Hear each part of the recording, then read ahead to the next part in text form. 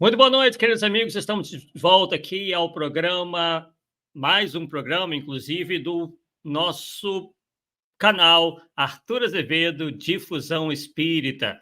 Estamos aqui na terceira e derradeira parte dessa série de vídeos em que nós analisamos a biografia de Hercílio Mais. Estamos aí nas partes finais e nas conclusões deste trabalho. Bem, desejando boa noite a quem está aqui conosco, para então iniciarmos. Temos aqui já a Mônica Yosimura, falando de São Paulo, né, estado de São Paulo, Fabiano Nunes, falando do Rio de Janeiro, a Fernanda Linhares, de Santa Catarina, nosso querido Paulo Neto. Amanhã, na quarta-feira, inclusive, temos polêmica espírita, tá? Bem, então, vamos dar prosseguimento aqui a esse nosso estudo.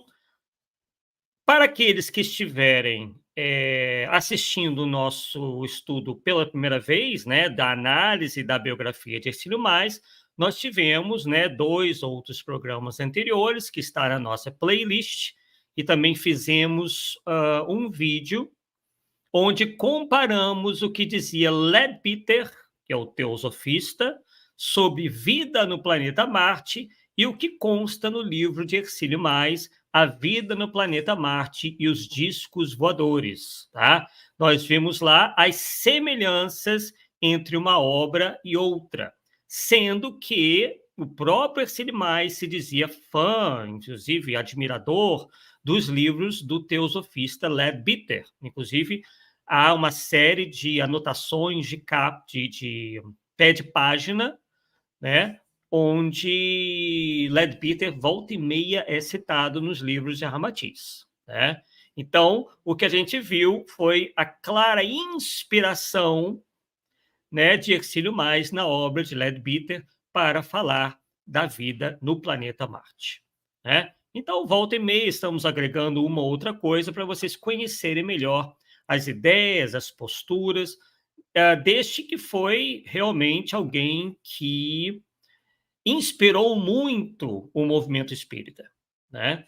E nós estamos aqui demonstrando que talvez esta escolha por parte de um bom contingente do movimento espírita não fosse a melhor, né? Haja vista que as ideias de Hercílio Mais, aquilo que ele defendia, por inúmeras vezes colidem com a ciência, colidem com a própria doutrina espírita e também colidem com a proposta espírita.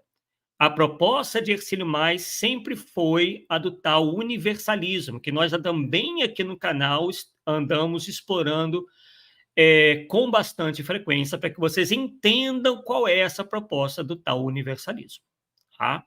Então, a gente, né, tendo esses conhecimentos, agregando todos eles, a gente vai ver que realmente, né, não dá para nós seguirmos essa proposta do Hercílio Mais, que inclusive tem sido essa proposta objeto de defesa por parte de um sem número de indivíduos que também têm apresentado uma série de posicionamentos, assim, por vezes até absurdos, sobre uma série, né, de diferentes temas, diferentes assuntos, tá? Como vocês têm visto aqui no canal.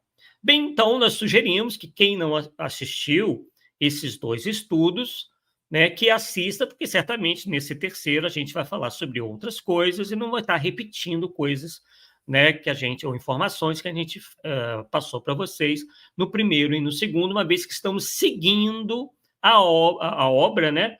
Inclusive, que é a biografia escrita pelo próprio filho do Hercílio Mais, o Mauro Mais. Ó, Mauro Mais. Vou deixar bem claro aqui que não estamos inventando nada. Bem, então, feita essa introdução, né? Vamos então, nós marcamos aqui as partes que nós julgamos assim mais importantes para conversarmos com vocês. Bem, ao longo dos nossos vídeos, nós sempre temos citado muito a figura de Edgar Armand. Isso não é à toa, né? Isso tem muito a ver com essa proposta aí universalista, tem muito a ver com uma série de informações que são repetidas até hoje no movimento espírita, sendo que já são questões que já caíram há muito tempo, já foram há muito tempo esclarecidas pela ciência, uma vez que Edgar Armond escreveu seus livros lá, final da década de 40, 50, enfim, né, muita coisa já foi devidamente esclarecida, né, principalmente em relação ao livro, as informações constantes no livro, Os Exilados de Capela, que vocês sabem até hoje são repetidas exaustivamente por uma série de divulgadores até de renome no nosso movimento espírita, né? Então, essa questão de transição planetária, que nós teríamos vindo de Capela, aí veio a Atlântida, e toda essa história que nem pertence ao espiritismo, pertence sim à teosofia, né? Da qual tanto Hercílio Mais quanto Edgar Armond eram assim muito adeptos, eram realmente eles abraçavam, e nós demonstramos isso, vamos demonstrar de novo hoje, né? Eles eram indivíduos que abraçaram a teosofia e uma série de seitas orientalistas, uma série de religiões do Oriente. Tá? Então, eles trazem essas concepções, por vezes até mitológicas, de milhares de anos e apresentam para o movimento espírita como se fosse uma revelação, como se fosse uma grande novidade. Como se nós não tivéssemos avançado em nada de 2.000, 3.000, 4.000 anos, 5.000 anos, né, passados para cá. Então, no capítulo 19, que foi onde nós paramos, né? Nós paramos no 18, terminamos o 18, e vamos tratar do capítulo 19, cujo título é Edgar Armond. Né? Então, fechamos, mas podemos ver a ligação estreita entre Hercílio Mais e Edgar Armond, ao ponto do filho dele dedicar um capítulo inteiro a Edgar Armond. Tá? Então, vamos ver.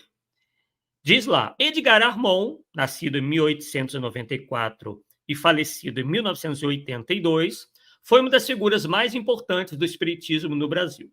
Sua atuação como presidente da Federação Espírita do Estado de São Paulo, FESP, depois da Aliança Espírita, eu volto e meia relembro para vocês essas informações, né?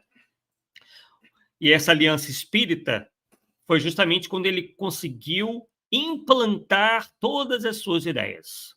Porque na FESP, na USE, ele, né, teve que lutar, né, contra espíritas do grau, do Jaez de Hercílio Mais, não, de Herculano Pires, por exemplo, né, que se colocava completamente contrário àquilo que o Edgar Armond queria implantar, ok? Então, a Aliança Espírita tem hoje forte presença em São Paulo e outros estados, com quase 300 centros. E aqui, segundo o autor, obviamente é filho do Hercílio Mais, disse que é um marco progressista da doutrina. Então, ele sempre querendo passar a ideia de que essas ideias, essas importações do orientalismo, da teosofia, seriam inovações que viriam a acrescentar ao espiritismo, iriam inovar, iriam fazer o espiritismo progredir. Agora vejam bem, né? O que ele vai dizer sobre Edgar Armond? Universalista, então, né? Ficou já bem evidente que o Edgar Armond tinha essa pegada universalista. Pessoal, isso não quer dizer que ele fosse bom, uma boa pessoa ou uma má pessoa. Não confundamos as coisas, tá? Vou dar um exemplo. Todo mundo, por exemplo, sabe que, sei lá, Madre Teresa de Calcutá foi uma boa pessoa, né? Pelo menos a grande maioria diz que sim, tem até umas coisas na biografia dela que a gente poderia trazer para cá, mas vamos deixar isso de lado. Madre Teresa de Calcutá era uma boa pessoa, certo? Pois é, mas ela não acreditava em reencarnação, ela acreditava em ressurreição, porque era católica. Madre Teresa de Calcutá não acreditava possivelmente na comunicabilidade dos espíritos. Madre Teresa de Calcutá, por exemplo, não acreditava em pluralidade dos mundos habitados.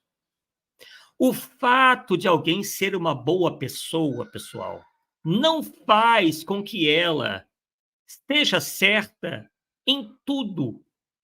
Ah, mas ele é uma boa pessoa. Ok, não estamos questionando isso. Estamos falando daquilo que as pessoas defendem, as ideias dela.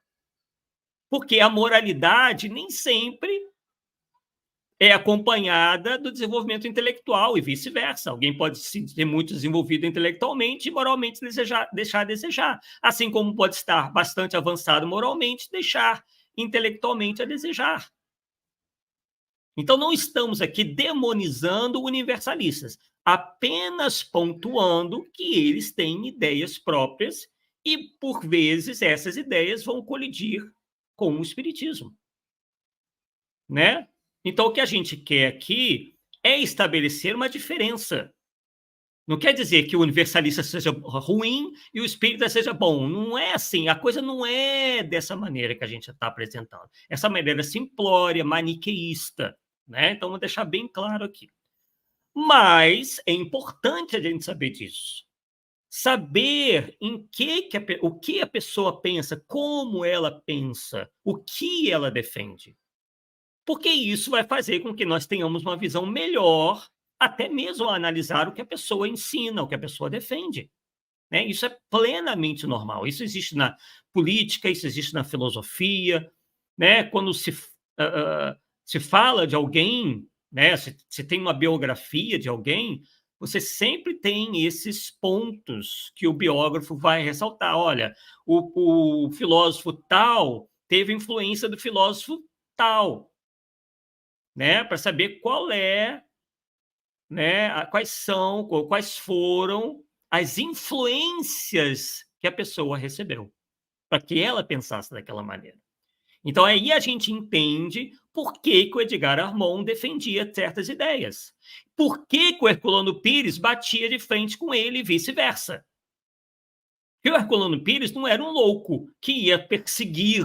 O pessoal gosta dessas histórias. Ele perseguia o Edgar Armond. Não, não concordava. Não concordar não é ser ruim.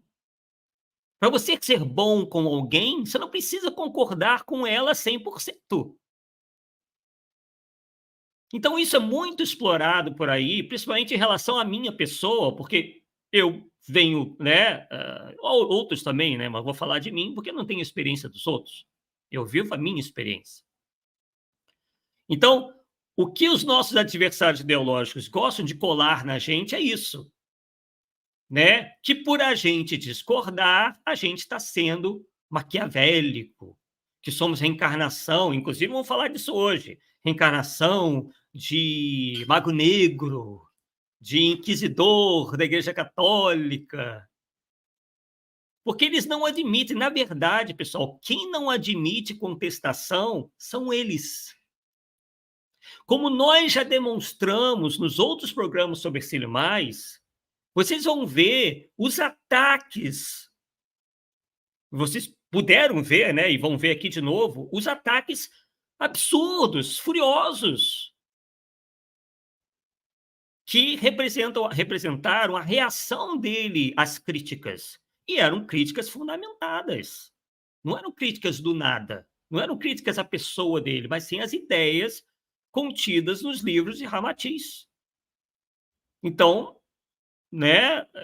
E aqui a gente vai ver a mesma coisa por parte dos adeptos do Ercílio Mais, né? Dos amigos dele e tudo mais. Nós vamos demonstrar isso para vocês e está tudo na biografia do Ercílio Mais.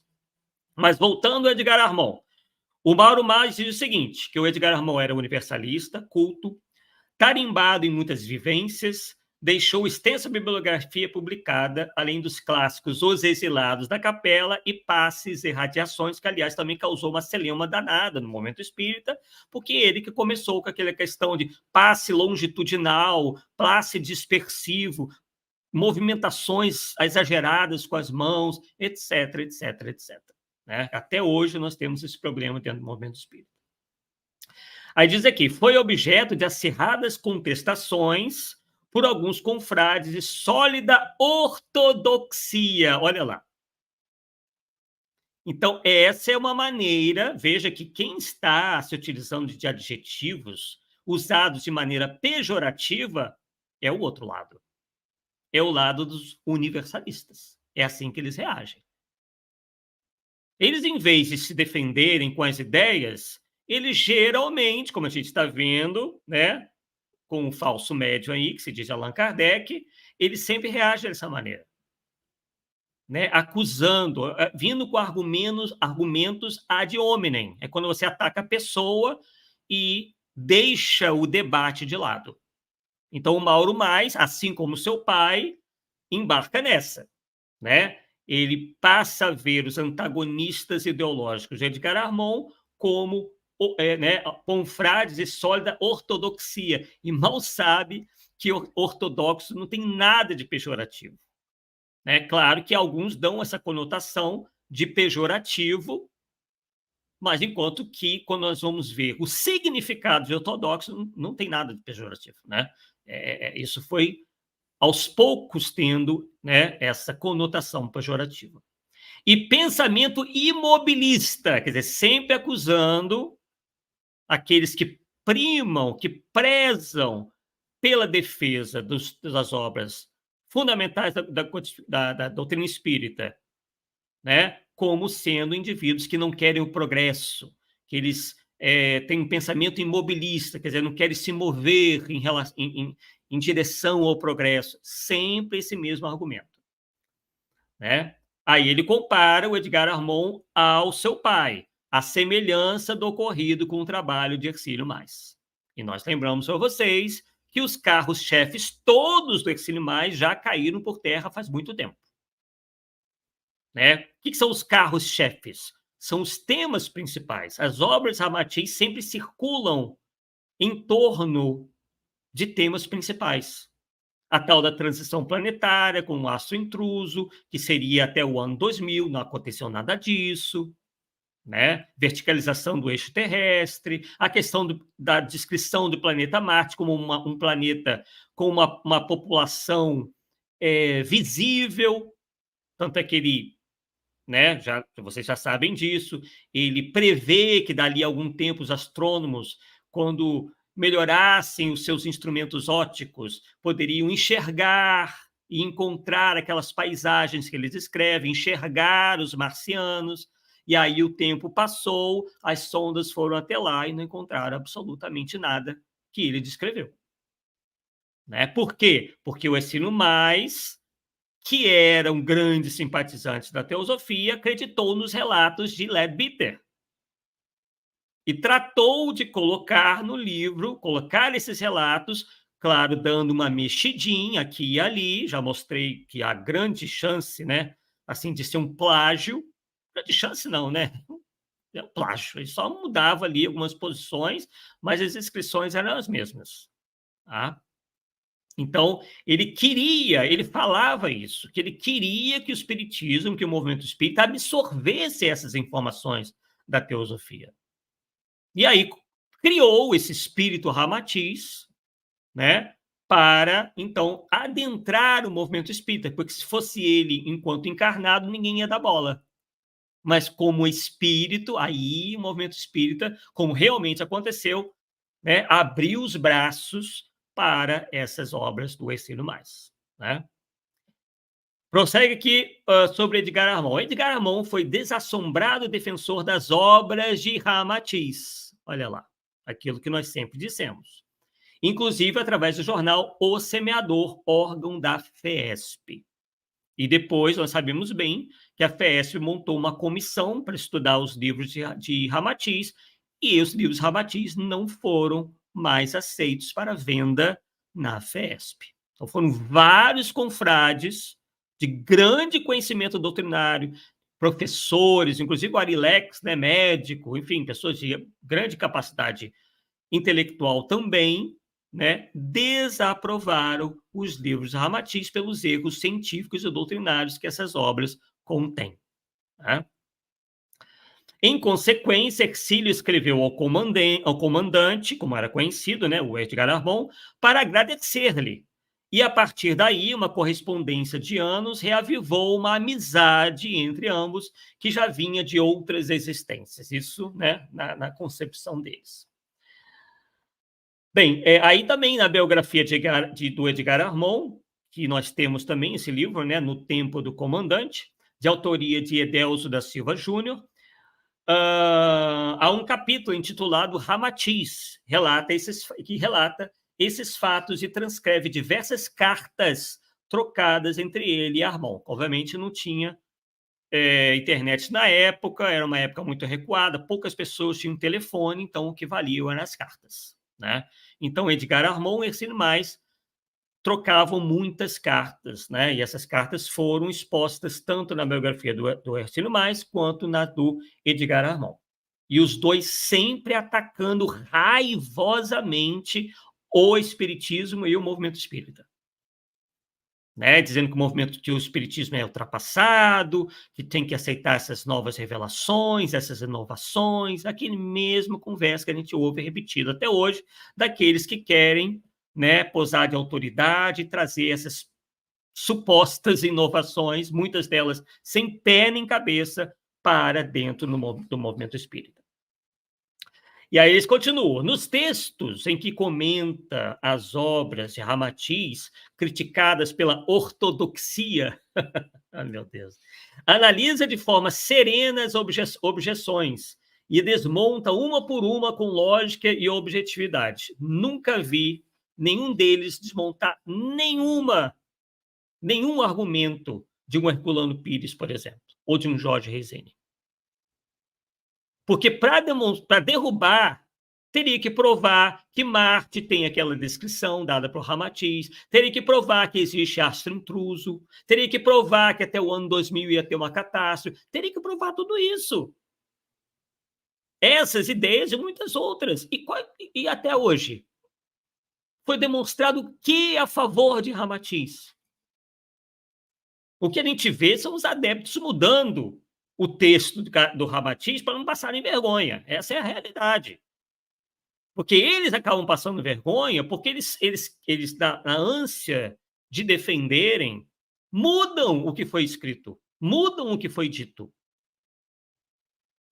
Né? Passam a dizer, não é bem assim que ele quis dizer. Não, não, não. Está bem claro lá, não tem simbolismo nenhum, não tem hermetismo nenhum nessas obras. A coisa é muito fácil de entender. Né? Então, fica dizendo, montando teoria, porque lá em Marte os ETs estão usando holograma para não deixarem os terrenos saber. É uma série de desculpas esfarrapadas. Desculpa de fanático. O fanático, quando ele não quer aceitar uma coisa, ele cria teorias ainda mais mirabolantes para defender a anterior. Né? E isso, obviamente, sempre deixando de lado a racionalidade, deixando de lado a ciência. Eles sempre são os donos da verdade. Eles nunca dão o braço a torcer. Enquanto, por diversas vezes, lá no nosso primeiro livro, nós dissemos, pessoal, quando ficar comprovado essas coisas, nós escreveremos um outro livro e pediremos desculpas. Já se passaram 27 anos. Em 27 anos, nada. Pelo contrário, as descobertas da ciência só desmentiram os fatos, desmentiram tudo que consta nas obras de Ercílio Mais. Não teria problema nenhum, eu juro para vocês, não teria problema nenhum. Eu escrever um outro livro dizendo, olha, pessoal, realmente estavam certos, é isso. Maravilha. Daríamos o braço a torcer na mesma hora. Né? Então, isso não, né, aconteceu até hoje. Então, eu não sei que análises serenas, objeções que desmontam uma por uma que ele está dizendo aqui. Tá? Inclusive, o Edgar Armond defende, né, aqui tem um comentário em que ele tenta defender o livro O Sublime Peregrino de Ramatiz. Né? Inclusive, os estudiosos do Jesus histórico já desmentiram tudo isso daqui. Se mostrar um livro de Ramatiz a um historiador especialista em cristianismo primitivo, Jesus histórico, eles vão encontrar dezenas, centenas de erros na obra O Sublime Peregrino. Né? Por quê? Eles se valem de documentação, eles se valem de historiografia, não é achismo. Né? Então, a gente tem, pessoal, que se basear nos fatos, nos indícios verdadeiros, e não o que um médium achou. Isso é fanatismo. O espiritismo não é uma doutrina de fanáticos que vão acreditar só porque os espíritos disseram. E, aliás, os espíritos não estão aí para isso. Isso é tarefa que nos cabe. Como foi a vida de Jesus, essa e aquilo, isso vai caber à história dizer. E, inclusive, Kardec nem se mete nessa questão toda, ele fica só com a parte moral e foi muito inteligente. Né?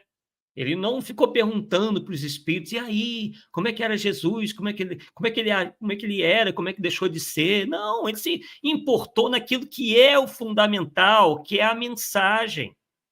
É isso que vai nos fazer realmente melhores, e seguir essa mensagem.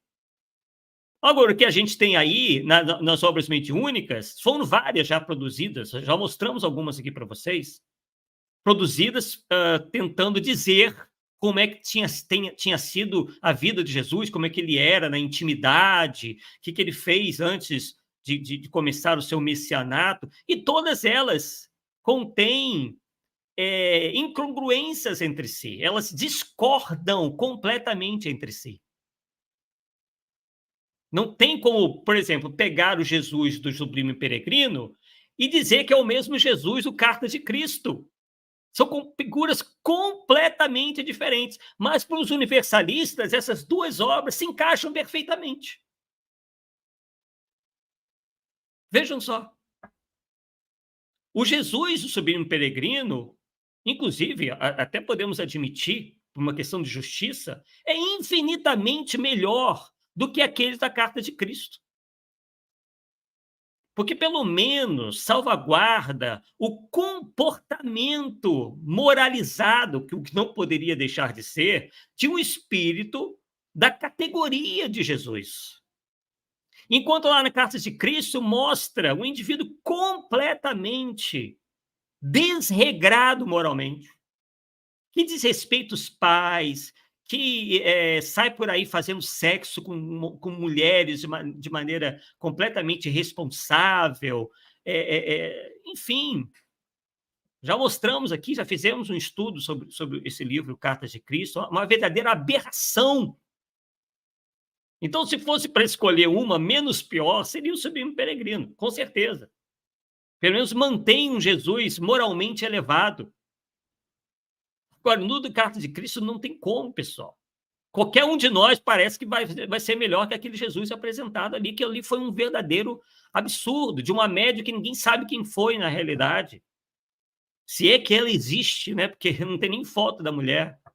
Diz que ela vive reclusa na África, ela é inglesa e vive reclusa na África. Uma coisa completamente... Qual o inglês que vai estar na África? Não tem como. Pode até existir, mas cadê essa moça? Cadê essa mulher?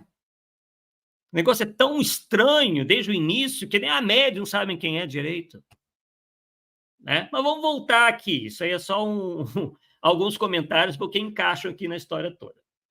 Então, aparece aqui o Edgar Armand defendendo a obra O Sublime Peregrino. Né?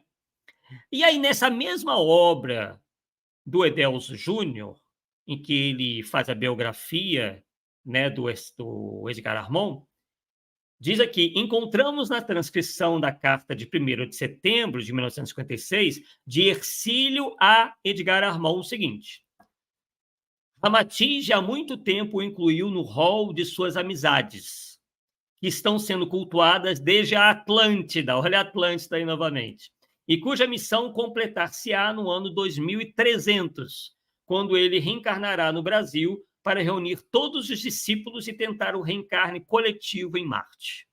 Sempre essas informações retumbantes, né, de que vocês vieram da Atlântida, que são espíritos missionários, é aquela coisa toda, né? Sempre procurando, né, essa coisa mística também, né, que tinha uma sociedade secreta, um negócio iniciático, numa terra perdida qualquer, né? Sempre essa tônica sensacionalista, mística, né? Já em 18 de março, Hercílio acrescenta: Ramatiz é o mentor milenar que me acompanha e há milhares de outros exilados. Depois de mais 2 encarnações no Brasil, então o Senhor permitir-me-á voltar para o mundo de onde fui exilado e cuja vida vibra na minha retina espiritual e alimenta meus sonhos inatingíveis. Bem, aqui não tem nada de muito diferente, né?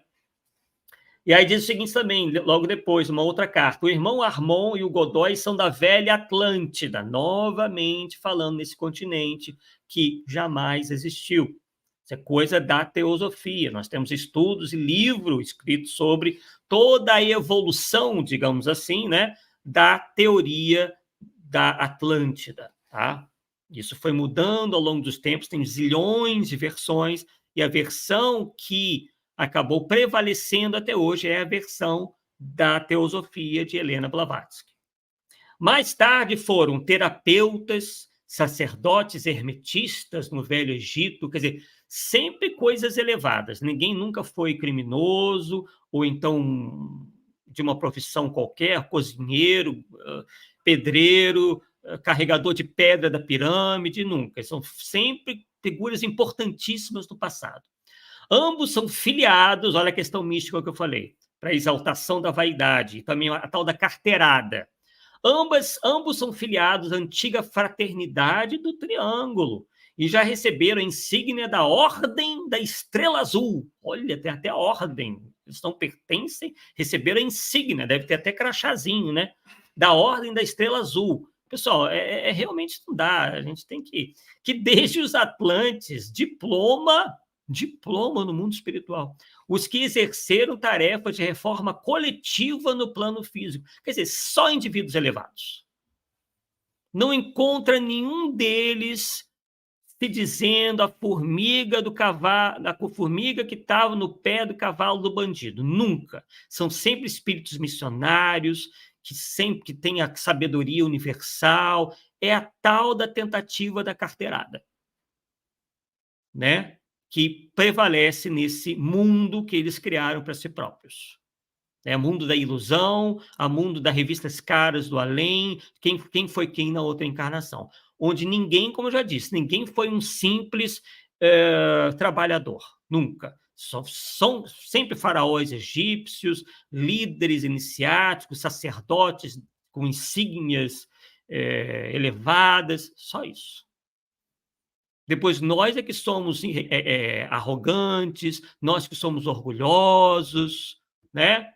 O engraçado é isso, os ortodoxos são tudo, mas eles nunca são nada.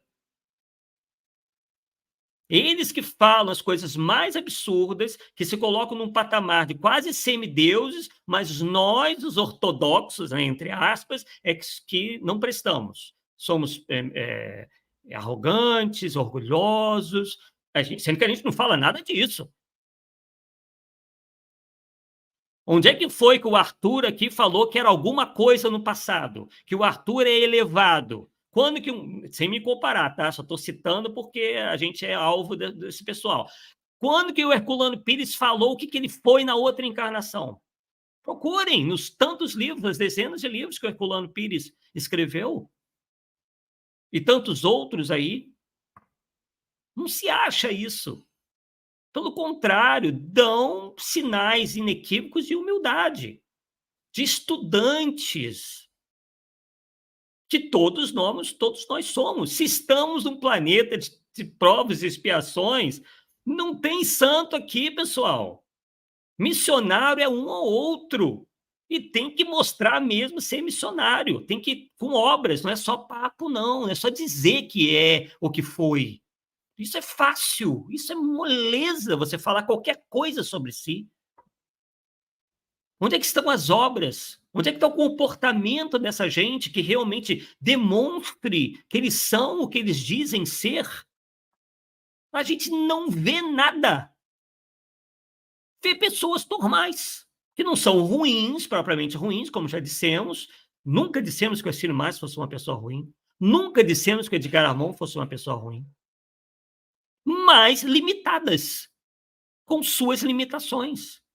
Normais como seres humanos, da sua época, inclusive, cometendo os mesmos erros de homens comuns da sua época, acreditando em coisas que, inclusive, hoje, cada vez mais se apresentam como até ridículas. Então, eu continuo aqui, ó. Companheiros da fraternidade da cruz do triângulo, do espaço, colegas de sacerdócio, companheiros de exílio planetário, enfim, né? E continua aqui. Bem, então vamos lá. Bem, então vamos lá para o capítulo 20. Vamos ver o que nós separamos aqui no capítulo 20. Daqui a pouco nós vamos ver os comentários aí de vocês. Já vi que vocês estão rindo aí dos meus comentários, né? É uma exaltação tranquila, tá, pessoal? Quem não conhece, é uma exaltação que a gente faz tranquilamente, não é, né, destilando ódio, como o falso Kardec gosta de dizer, não. Né? Então, vamos lá. Vamos ver. Bem, nesse capítulo não tem assim nada... Ah, tem uma coisa importante aqui que eu queria frisar. Ele faz uma comparação aqui do Ramatiz com Emmanuel. Olha o que ele diz. Não vou ler tudo, né? Porque a gente não quer tomar muito tempo, senão vai ficar muito longo o nosso estudo. Ele diz o seguinte, que o Emmanuel teria, assim, os livros do Emmanuel teriam todas as facilidades junto ao movimento espírita organizado, enquanto os livros do Ramatiz teriam de se valer da rede de comercialização convencional do livro. E continua dizendo, iria disputar com os demais autores o espaço nas vitrines comerciais e na preferência do leitor, sem qualquer facilidade visível, devendo o médium fazer com que os lucros das vendas revertessem totalmente em favor da divulgação e manutenção da obra. Então, ele está dizendo aqui que o Emmanuel leva vantagem porque ele é vendido nas livrarias espíritas, enquanto a do Ramatiz nas livrarias tradicionais comerciais. Ora, nós perguntaríamos, que vantagem é essa? É uma vantagem relativa, porque o número de livrarias comerciais é muito maior que o de livrarias espíritas. E é por isso que os livros Ramatiz venderam tanto. Porque eles foram, primeiramente, publicados pela LBV e depois pela Freitas Bastos. A Freitas Bastos era uma editora para fins comerciais, não era uma editora espírita. A editora Freitas Bastos tinha como prioridade, especialidade, livros jurídicos, livros da área de direito. Eu não sei nem por que os livros Ramatiz, na verdade, né, foram assim, publicados por uma editora que nem espiritualista era, né? O foco deles era a área de direito. Enfim, né? Talvez isso conste em algum lugar, mas eu nunca soube o porquê. Então, aqui ele diz que o Ercílio Mais ficava, sim, com os direitos autorais, tá? Só que ele dizia assim, ó, ele dizia que o Ercílio Mais retirava eventuais valores em livros para doações e futuras despesas de viagem quando saísse de Curitiba para atender convites, sem onerar os irmãos que o convidassem. Como, aliás, fez quando sua viagem ao Rio de Janeiro, né, 1969, tendo doado 10 coleções de livros à Fraternidade Espírita Ramatiz, para que fizesse face às despesas de passagens, convites e um donativo ao abrigo Teresa de Jesus.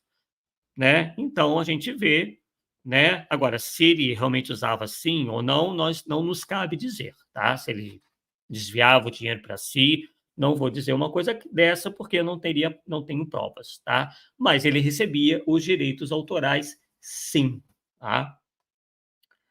Bem, agora vamos para um capítulo aqui também bastante interessante, que é, por exemplo, bem, esse aqui do Zanarotti, não tem muita coisa assim que a gente pudesse assim, ressaltar, não, tá? Mas só que aqui no final ele diz o seguinte: no final do capítulo, já estamos no capítulo 21, né? Só nós vamos analisar apenas até o capítulo 22, porque, né, do restante ali não há nada assim que a gente pudesse ressaltar de tão importante. Então, no capítulo 21, que foi escrito não pelo Mauro Mais, mas pelo José Carlos Zanarotti, alguns de vocês devem conhecer, ele está encarnado até hoje, né? Já é um senhor de uma idade bem avançada. Ele diz o seguinte: uma das mais importantes orientações que Hercílio me deu foi não me digladiar com os opositores, porque eles têm o sagrado direito de divergir. Que bacana, né? Se isso realmente aconteceu, mas não parecia, porque as cartas do Hercílio Mais eram bastante agressivas. Aí ele diz: quando uma mensagem é nova, o mesmo aconteceu no tempo de Kardec, é normal que tenha oposição. Não. Se a coisa faz sentido e está dentro dos critérios, não tem oposição. Mas quando algo não faz sentido e não segue os critérios, no caso da doutrina espírita em particular, terá que ter oposição. Isto é normal. O espiritismo não é casa da mãe Joana. Ele não aceita só porque é novidade.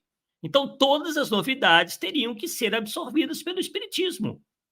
Então, bastaria um de nós inventar alguma coisa como novidade. O espiritismo abraça só porque nós inventamos, porque é novidade? Não, pessoal, existem critérios.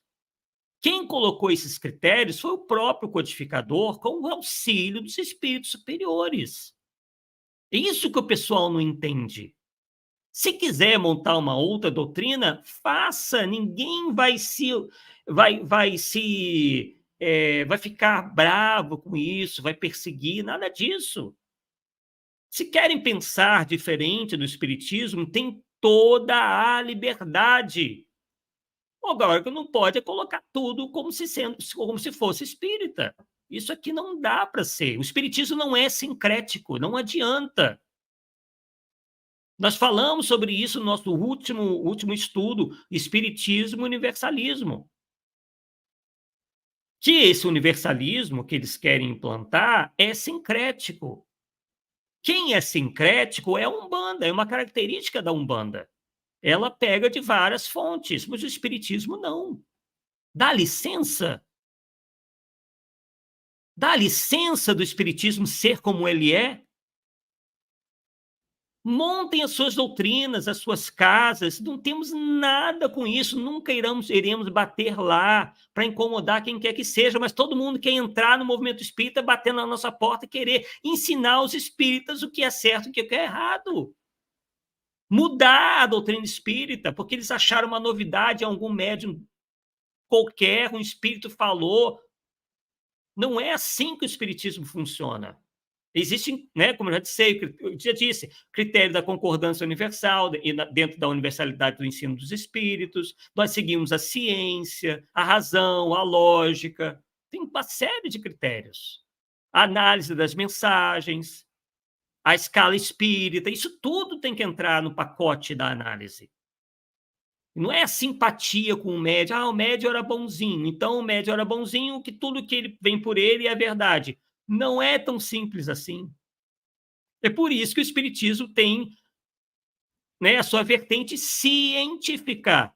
Vocês veem aí cientistas abraçando qualquer novidade que apareça, sem análise? Não. A mesma coisa com o espiritismo. Respeitem. Respeitem a identidade do espiritismo. Não queira que o espiritismo abracem as loucuras de vocês. Isso não vai acontecer, pelo menos enquanto nós, né, houver espíritas sérios, isso não vai acontecer. Não adianta. O espiritismo não é para aceitar absurdos que não tenham comprovação nenhuma. Nós não proibimos ninguém de pensar. Pense como desejarem. Agora, não coloquem isso como sendo espiritismo, que não vai ser enquanto não houver comprovação. É simples, não tem mistério nessa história. Não tem mistério nenhum, né? Então vamos lá. Então ele diz assim, né?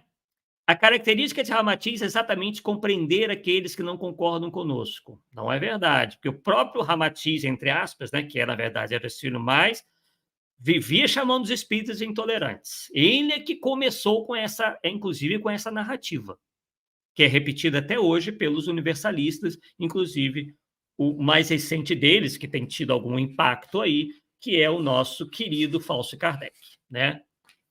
Bem, vamos lá para o capítulo derradeiro, capítulo 22. E aí que nós temos realmente um capítulo complicadíssimo, que foi escrito pela senhora Marileia de Castro. Não sabemos se ela está encarnada ainda, se já está desencarnada, tá? Mas no nosso blog, né, espiritismocomkardec.com, a citamos várias vezes, porque realmente ela é pródiga em algumas pérolas, tá? Como vocês vão ver aqui. Então ela começa dizendo como é que começou, né? Por volta de 16 anos, quando ela devorava literatura espírita e espiritualista, numa das garimpagens da biblioteca de meu pai, me deparei com o livro Mensagens do Astral, aquele que fala do astro intruso que ia varrer a Terra até o ano de 1999. Aí ela diz: aquela voz rasgava horizontes cósmicos. Era amplitude, profundeza inédita e tão intensamente familiar, algo que preenchia exatamente a alma como nada antes. Sempre o discurso emocional, né? Assim, eu vou me basear na emoção que eu achei, eu tive uma sensação boa, então necessariamente isso é verdade. Gente, quando a gente quer descobrir a verdade, não pode ir só pela emoção. É claro que a emoção faz parte do nosso ser, mas no que se trata para descobrir a verdade, imagine só. Imagine uma pessoa que vai fazer uma cirurgia em alguém e que ela está assim muito, ela vai assim fazer a cirurgia com base na emoção dela. Alguém gostaria de ser atendido por um profissional que vai agir pela emoção? Alguém deva, em sã consciência, tomar decisões com base unicamente na emoção? Então a mesma coisa vale para as coisas espirituais. Então veja que essas pessoas se deixam levar apenas pelo lado emocional. Não estamos dizendo que não seja bom, mas não é só isso. Tem que ter o fator razão. E o espiritismo é fé o quê? Raciocinada. Não é fé emocionada. Isso que as pessoas não conseguem entender. E é por isso que elas são enganadas. Por falsos gurus. Não só dentro do momento espírita, né? Tem vários gurus aí no espiritualismo que já fizeram absurdos. E todos os seus seguidores eram pessoas emocionadas assim. Nossa, quando eu chego perto dele, eu sinto uma paz, um amor. E acabaram enganadas. E aí? De que valeu tanta emoção? Então é isso que a gente está alertando, pessoal. A fé, quando não é raciocinada, ela conduz ao fanatismo. E o fanatismo nunca tem final feliz, é sempre final infeliz, isso desde priscas eras da humanidade. E é por isso que nós fomos alertados, e haverá falsos cristos e falsos profetas, que enganarão a muitos. Por que que enganarão a muitos? Porque essas pessoas são emocionadas, elas vão atrás dessas pessoas, elas acreditam sem análise crítica, por isso que são enganadas. Enquanto pessoas, os indivíduos, forem por essa seara, elas baterão cabeça, elas errarão nas suas escolhas. Foi o que aconteceu com a dona Marileia Castro aqui. E vamos ver daqui a pouco nas histórias que ela acreditou, tá? Então vamos lá. Não precisei de mais nada, olha lá. Não precisei de mais nada. A partir dali foi a leitura encantada de uma obra atrás da outra. Meu pai acompanhava. Aí depois ela diz que leu Fisiologia da Alma, né, que é um livro todo voltado para propaganda vegetariana, né? E ela diz que a partir dali que ela leu, o meu último pedaço de carne foi consumido ali na hora, né? Tudo bem, é uma escolha, mas até hoje, né, nós sabemos da importância, né, da alimentação carnívora, mas para o indivíduo ser elevado espiritualmente, na concepção do espiritismo, ele não necessariamente precisa, né, ser um vegetariano. É uma escolha que nós respeitamos, né? Assim como os vegetarianos deveriam, né, respeitar também aqueles que ainda preferem consumir carne dos animais. Isso não é uma transgressão segundo os espíritos superiores. Nós ainda necessitamos da proteína animal. Alguns vão se dar melhor, vão conseguir fazer uma dieta que possa suprir isso aí de alguma forma, vão ter que suplementar muita coisa, né? Tudo bem, só que outros não vão se adaptar tão bem, então tem que continuar a alimentação carnívora, né? É, aí ela diz o seguinte, olha, aqui começam os ataques, na segunda página, aqui na página 99. Aí ela diz, a partir de então, Ramatiziana integral, quer dizer, eles seguem um espírito. Quer dizer, vários espíritos se comunicaram a Kardec, mas todos estavam errados. Só um estava certo, que é o Ramatiz. Porque nós já, na nossa primeira obra, já, né, colocamos os vários pontos, os inumeráveis pontos em que Ramatiz diz algo em oposição ao que consta nas obras de Kardec. Então, ela não é mais espírita ou espiritualista, é ramatiziana. Então, ela vai seguir unicamente o que um espírito diz. Sua mensagem tornou-se caminho eletivo de minha alma para sempre. Ok, escolha dela, discordamos, né? Mas vamos ver. As obras de Hercílio Mais eram apreciadíssimas aqui no Sul, né? No extremo Sul. Ela é do Rio Grande do Sul. Naquela época, ainda não se desencadeara a onda de ortodoxia que elas trouxe, né, como se fosse uma praga, né? Posteriormente, as instituições espíritas, entre aspas, oficiais, liderada por um grupo, olha lá, ó, olha onde saíram aquelas acusações, onde saem as acusações do nosso amigo lá que se diz Allan Kardec é encarnado. Liderada por um grupo de ex-clérigos da época inquisitorial, reencarnados. Que era o que o Hercílio Mais falava. Ela, com certeza, não tem prova nenhuma, mas como o Hercílio Mais divulgava isso, então ela repetiu como papagaio. E é repetido por esses indivíduos aí até hoje, quando são confrontados nas suas ideias. Só que aí surgiu, né, a história do Mago Negro, né, que é uma coisa recente, uma invenção recente, né, porque o tal os magos negros podem tudo, são os diabos, né, com poderes quase que infinitos, né? O pessoal, qualquer coisa, eles dizem, ó, é mago negro, cuidado. É aquele terrorismo todo, né? Então, mas naquela época não tinha isso, né? Não tinha essa invenção, então ela já dizia que nós éramos ex-clérigos da época inquisitorial reencarnados, né? Agora, debater as ideias, não. Eles partem logo para o pessoal, né? Para o lado pessoal, né? Para descredenciar os seus opositores ideológicos. Aí ela diz, naqueles anos felizes anteriores à censura e ao índex de livros proibidos, olha a acusação que essa senhora faz. Quando que em algum momento houve censura por parte de divulgadores espíritas? O que houve, por exemplo, na FES foi coerência.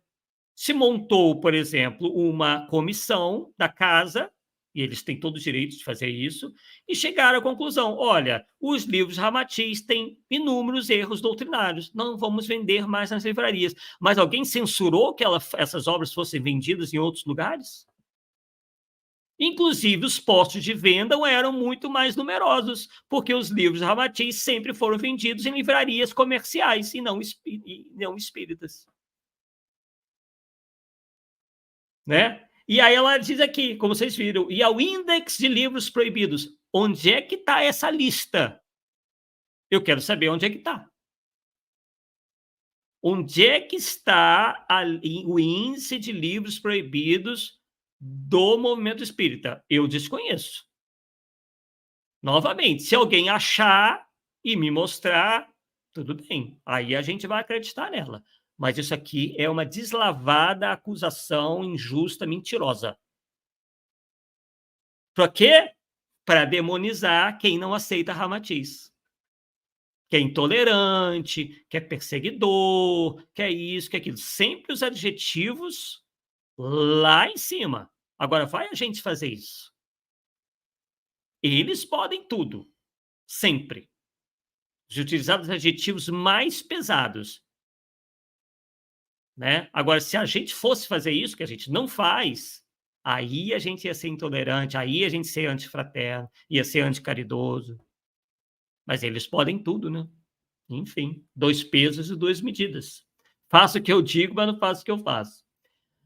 Então, naqueles anos felizes, anteriores à censura e ao índex de livros proibidos, os líderes espíritas eram ecléticos, quer dizer, naquela época boa, né, que ela diz que existiu. Cultivavam a leitura, as pesquisas universalistas, que tempo bom. Eram maçons, rosacruzes, teosofistas, olha aí, olha lá. Conhecedores de orientalismo, muitos eram filiados ao círculo esotérico da comunhão do pensamento. Que época maravilhosa! Tudo isso fazia deles espíritas melhores. Os espíritos ortodoxos não são espíritas, não são pessoas boas. Os universalistas são espíritas melhores, né? Tinham amplitude de pensamento e sabiam valorizar, como o velho mestre Allan Kardec, que fora oriental, druida e yogi, a velha sabedoria do Oriente que o Espiritismo só fez ressuscitar. Bem, nós não sabemos disso. Que Allan Kardec foi druida, tudo bem, mas os druidas habitaram a Europa. Não sei de onde ela diz que Allan Kardec foi oriental, yogi. Não conhecemos essa informação. Pelo menos por fontes sérias e neutras, nós nunca soubemos disso. Tá? A velha sabedoria do Oriente que o Espiritismo só fez ressuscitar. Olha aí, ó. Olha aquela tese velada de que Kardec copiou do Oriente o que está nas obras da codificação. Kardec não copiou nada. Foram os espíritos que ditaram aos médiuns, né, através dos médiuns, aquilo, e Kardec, né, fez todo o trabalho de reunir aquilo, se utilizou determinados critérios, né, da concordância para enfeixar nos livros, principalmente o livro dos Espíritos, que são perguntas e respostas. Não teve importação. Né? Kardec é bem claro em relação a isso. Todos nós conhecemos o processo histórico, como, né, de como que foi isso daí. Né? Aí ela diz, na época o termo oriental ainda não tinha se transformado em xingamento e sentença de morte. Então ela está dizendo que nós xingamos as pessoas de oriental? Não. Nós simplesmente dizemos que são conhecimentos respeitáveis, mas que hoje, em função do desenvolvimento intelecto-moral da humanidade, principalmente o intelectual, não, por vezes não tem razão de ser. Porque são contos, por vezes, mitológicos, que não mais correspondem aos anseios e às comprovações que a ciência nos traz. E o espiritismo não se baseia em contos mitológicos de 3, 4, 5 mil, 6 mil anos atrás. Né? Simplesmente. Na parte moral, a gente não diz que tá até ok, digamos assim. Porque todas as religiões boas vão ensinar o amor, vão ensinar o bem. Nunca houve um ataque dos espíritos em relação à parte moral. Né? Então, xingamento e sentença de morte. Meu Deus do céu! Quando é que os espíritos sentenciaram alguém à morte? E, entre aspas, esoterismo era fonte de aprofundamento espiritual nessa época que ela disse, né?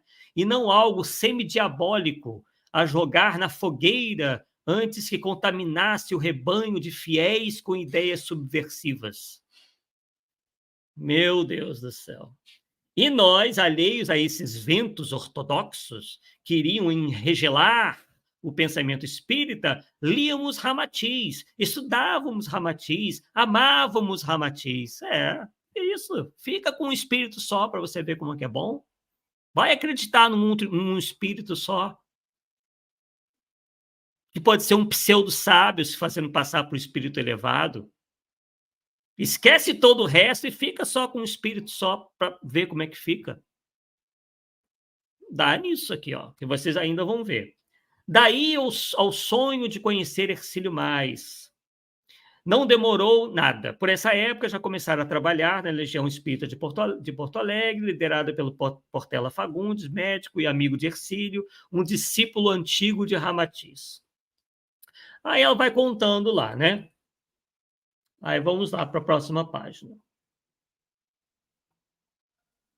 Vamos ver aqui o que nós retiramos aqui dessa página. Tem uma parte aqui muito interessante. Ah, tá. Já vimos aqui. Então, ela fala algumas coisas, né, tentando ressaltar a figura do Hercílio Mais, que ele era uma pessoa muito boa, muito legal. Ok. Aí tá.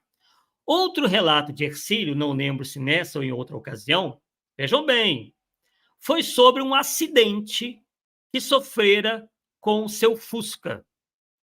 O plano espiritual o avisara de que estava sob perseguição do astral inferior. Talvez já fosse um arremedo dos magos negros, né? Porque os magos negros estavam muito atiçados por causa das obras do Hercílio Mais, que estavam com medo de perder o reinado deles, que as obras do Hercílio Mais iam trazer luz assim, que eles iam ficar completamente derrotados, né? Iam ser derrotados flagrosamente. Então, eles estavam de olho no Hercílio Mais, iam aprontar para cima do Hercílio Mais.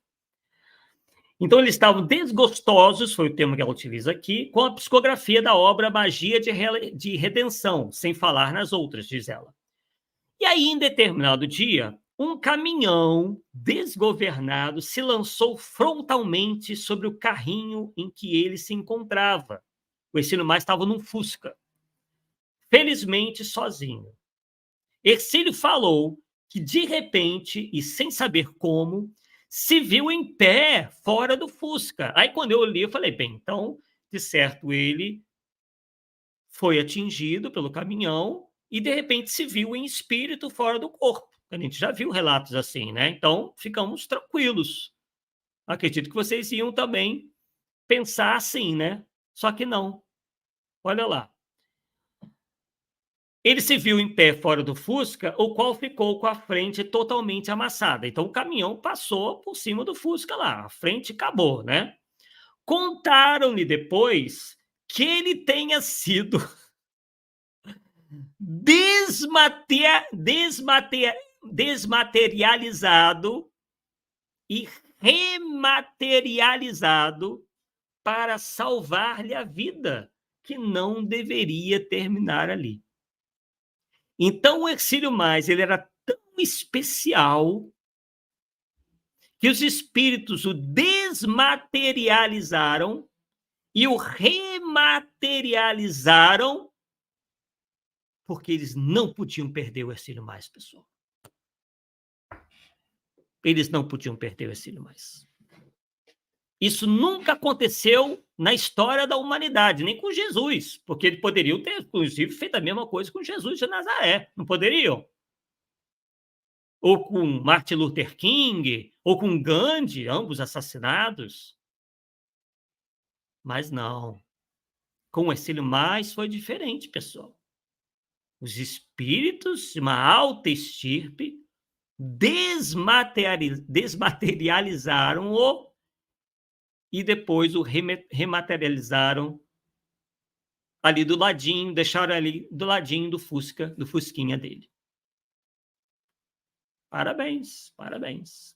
Ele me contou isso discretamente, com maior naturalidade, só para ilustrar os percalços que essa obra fantástica sofreu até ir ao prelo.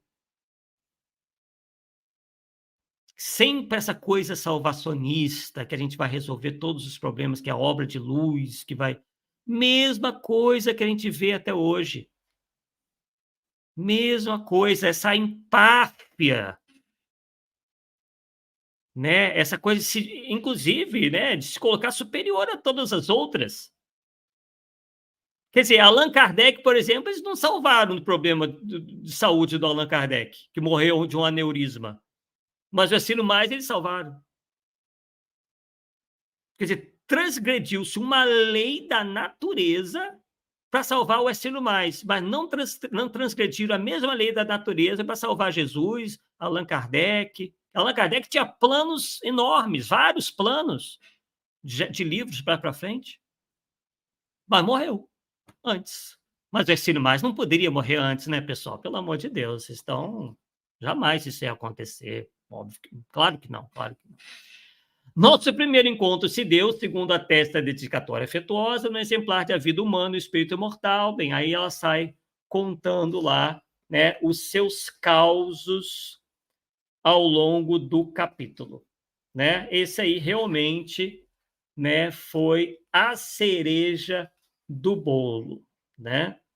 Enfim, e aí ela continua, né, pessoal? Não vou ler tudo. E ela confirma a informação que eu passei para vocês. Que o Hercílio Mais era uma pessoa, assim, com um nível de instrução acima da média. Ela dizia, Hercílio Mais era uma mente enciclopédica. Por que nós ressaltamos isso? Porque ele tinha toda a capacidade de escrever tudo aquilo. Ele não era como Chico Xavier, que tinha só o primário. Ele é um homem que, inclusive, chegou a cursar medicina, não concluiu, mas ele era formado em Direito e em Ciências Contábeis. E participava de concursos literários, tendo ganhado vários prêmios. Né? O que demonstra, mais uma vez, que, né, além das outras informações, de que foi ele que escreveu. No nosso ponto de vista, até que nos prove ao contrário, em função de tantos indícios, na nossa opinião, quem escreveu os livros foi Hercílio Mais, baseados naquilo que ele acreditava, naquilo que ele pescou, né, buscou no Edgar Cayce, né, aquele sensitivo Edgar Cayce, o sensitivo americano, que foi ele que lançou essa história de astro intruso. Está lá nos livros do Ramatiz várias alusões ao Edgar Cayce no pé da página. Do Leadbeater em relação a Marte, ele foi pegando desses autores e colocando nos livros. Está mais do que evidente. Eu já estudo essas obras há mais de 30 anos, pessoal. Foi linha por linha e depois pesquisando. Ah, isso aqui foi por causa disso aqui. E assim nós montamos a nossa opinião, né? Esse nosso posicionamento. Então ela diz aqui, ó, Hercílio Mais era uma mente enciclopédica. Dominava 3 universos culturais distintos: a medicina, formação básica, mais a prática radiestésico-homeopática, mas ele não se formou em medicina, tá? O direito e a contabilidade. Tinha extenso leque de conhecimentos espiritualistas, olha o que eu sempre disse para vocês. Excursionou, olha lá, aquilo que eu também já disse para vocês em outras oportunidades, que Hercílio Mais não era espírita. Ela confirma isso aqui, ó. Excursionou pela Rosa Cruz, teosofia, maçonaria, filosofias orientais, além do espiritismo e da Umbanda. Por isso que quando se descreve as reuniões mediúnicas de Hercílio Mais, se fala na figura do Cambono. Figura do Cambono só existe dentro da Umbanda e não do espiritismo. Então, ele era muito mais essas outras coisas do que espírita. Aliás, não se pode nem dizer que era espírita. Ele fez na cabeça dele uma salada que chamou de universalismo e hoje está todo mundo aí seguindo essa toada. Por isso que é importante a gente entender o Hercílio Mais, para a gente entender o que é o universalismo hoje. Que ele que criou isso daqui. Agora, vai ficar novamente? Vai escolher um modo de pensar de uma pessoa para ignorar todo o resto? Realmente é essa mesma opção dos universalistas? Vai ficar, então, sob a cabeça de um só? É uma questão de escolha. Eu não faria uma escolha dessa arriscada. Mas, né, cada um a cada um. Diz ela, tudo isso era imprescindível para dar forma ao pensamento de Ramatiz. E graças à sua bagagem atual e pretérita, o conseguiu.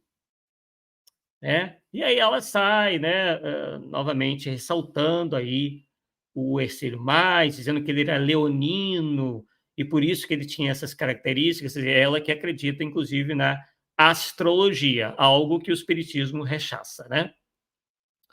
Deixa eu ver mais algumas coisas aqui, inclusive ela faz até um mapa astrológico do Hercílio Mais e tudo mais, né? Enfim, pessoal, né, o livro é bastante extenso, né? Não... Ah, tá. Uma última coisa. Vocês devem lembrar da nossa série de lives, de estudos sobre a ufologia. Teve um estudo lá onde nós demonstramos que os ufólogos, por vezes, se baseiam em imagens que, na verdade, são frutos da pareidolia. O que é a pareidolia? É aquela sensação que nós temos de estar vendo algo que para a gente é plenamente reconhecível, por exemplo, nas nuvens. Nossa, você olha, né, a pessoa olha para as nuvens, nossa, está aparecendo o rosto de alguém, ou um animal, né, aquela forma daquela nuvem. Aquilo é pareidolia. Quando algo é captado por nós, isso é uma coisa do cérebro, né, e que para a gente, né, é plenamente reconhecível. Então, dentro da ufologia, eles fazem muito isso, né? De certas fotos que são tiradas dos planetas, eles encontrarem lá alguma coisa. Então, como já mostrei para vocês, né? Encontraram lá um marciano sentado na pedra, encontraram uma mulher, encontraram um rosto no solo. E ela aqui, né? Nessa parte do livro aqui, ó, nessa foto, nessas aqui, ó. Aqui, ó, dá para ver, né? Ela acredita que isso aqui é um rosto realmente, tá? Sendo que ela está dizendo aqui, ó, que essa é a face humana gigantesca fotografada no solo marciano. E, na verdade, é o efeito da pareidolia. Quando você olha, por exemplo, para uma imagem, no caso aqui, é uma característica topográfica de Marte, então ela, pelo efeito da pareidolia, a gente consegue enxergar dois olhinhos, né? Um nariz, uma boca, né? Ali, na de cima, ela diz que é a foto da terraplanagem no solo de Marte, essa primeira aqui. Ela acredita que os marcianos fizeram isso, enquanto, na verdade, as sondas viram que não tem nada de artificial, é tudo conformação natural mesmo, né? Mas por que ela pensa assim?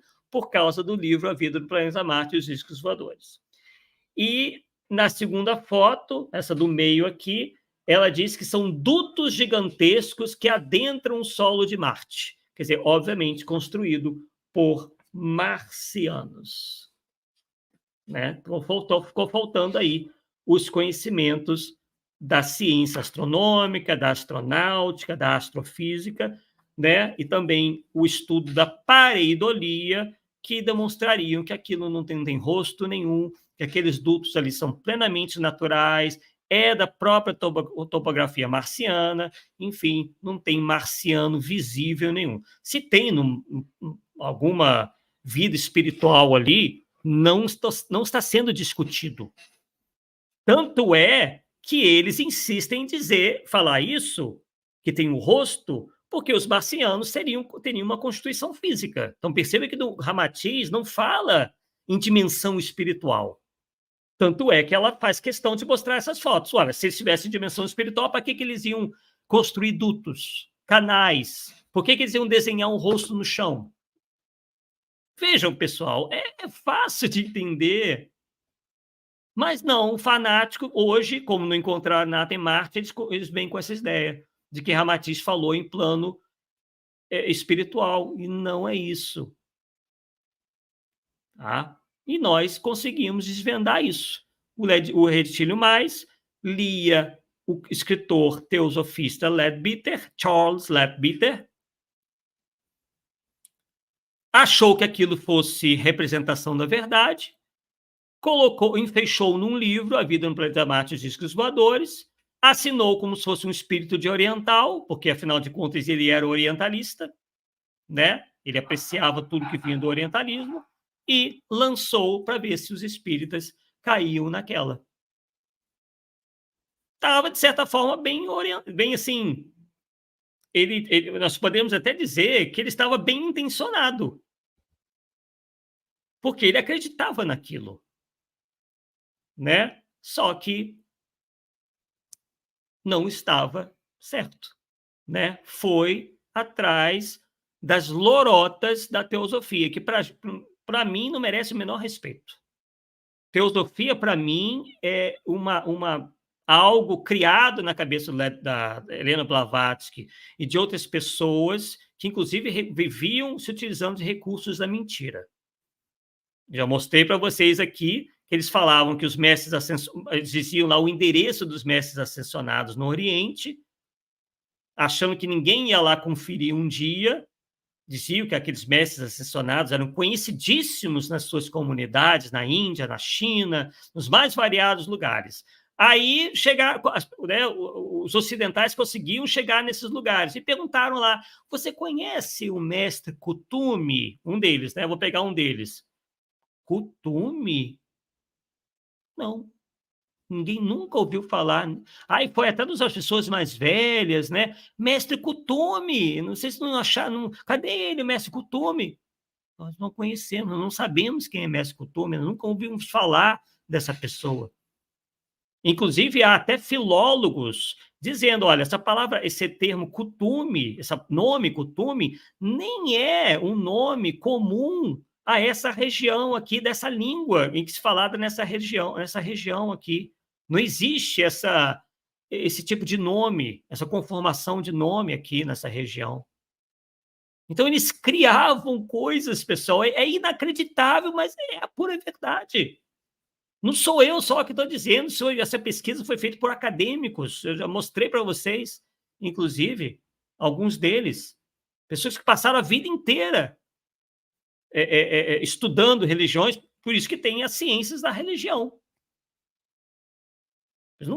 Eles não desmentiram essa história porque estavam perseguindo os teosofistas, não. São acadêmicos que foram atrás. Bem, aqui nos livros da Blavatsky está falando dos mestres ascensionados. Vamos lá ver, né? Vamos lá ver como é que são esses mestres ascensionados aí, o que as pessoas têm a dizer sobre eles. Aí eles foram lá no Tibete, no Nepal, ninguém sequer tinha ouvido falar deles. O que vão alegar? Que os acadêmicos que estão mentindo, então. Então, não dá para levar a teosofia a sério absolutamente nada, a não ser quando fala de amor e caridade, é isso. Restou isso, mais nada. Helena Blavatsky era uma mulher, inclusive, de difícil trato.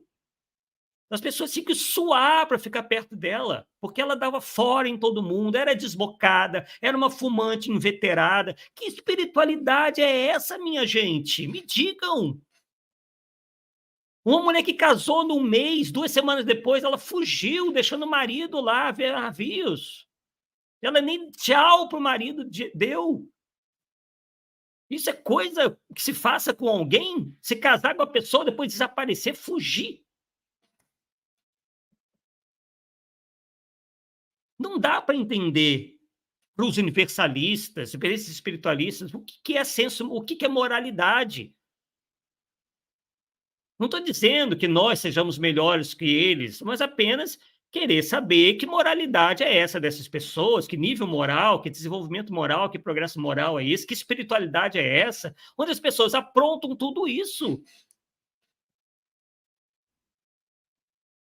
Que critérios são esses?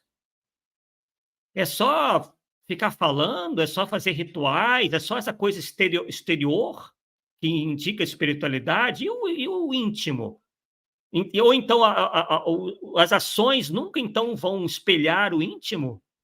Fica só no íntimo, mas não se exterioriza? Como é que é isso? Que coisa confusa é essa que não dá para entender? Que espiritualidade é essa que se mente, se cria histórias, como eu acabei de contar para vocês? Então, o espiritismo, se fosse para agregar, ótimo, mas não. A proposta de Hercílio Mais é para desagregar, porque isso fragmentaria o espiritismo em 1000 retalhos. retiraria do espiritismo toda a sua identidade. Ia ser um puxadinho da teosofia, da dona Helena Blavatsky. É isso que eles desejam. E todos os outros absurdos que, ao longo do tempo, foram criados por outros universalistas. Entre eles, aí, o último deles, né? O nosso querido Fausto Kardec, o senhor Wagner Borges, lá no início da década de 80, que hoje parece até estar um pouquinho melhor, um pouco mais sensato, mas já disse também milhões de absurdos por aí, né? Ao longo da sua trajetória. Universalista. Mônica de Medeiros, universalista. Robson Pinheiro, universalista. João de Deus, universalista. Vou mostrar para vocês, está guardadinho aqui, um jornal do Centro Espírita Ramatiz da Tijuca, fazendo propaganda do João de Deus. Por quê? Porque ele era universalista. O João de Deus nunca foi espírita. Ele era médium. Espírita ele não era. Então a gente vê, poxa, se tem tanta gente assim complicada, eu não vou usar outro adjetivo, tanta gente complicada nesse tal universalismo, será que é boa coisa mesmo? Me mostre um universalista realmente que não tenha tantas ideias malucas, tantos comportamentos, no mínimo, comprometedores. Dá para a gente seguir essa turma? Dá para a gente seguir? Largar Allan Kardec, largar Fenelon, largar Erasto, largar Santo Agostinho, Platão, João Evangelista, para ficar com esse povo aí, que eles dizem? Largar a ciência, para ficar com essas ideias mirabolantes aí, em que nunca provam nada? Dá para seguir na linha do hinduísmo, com seus saibabas da vida, Osho? Um é um prestidigitador, pedófilo. E o outro, guru do sexo.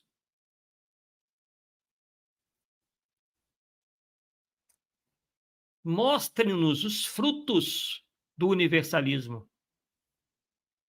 Porque se reconhece a árvore pelos frutos.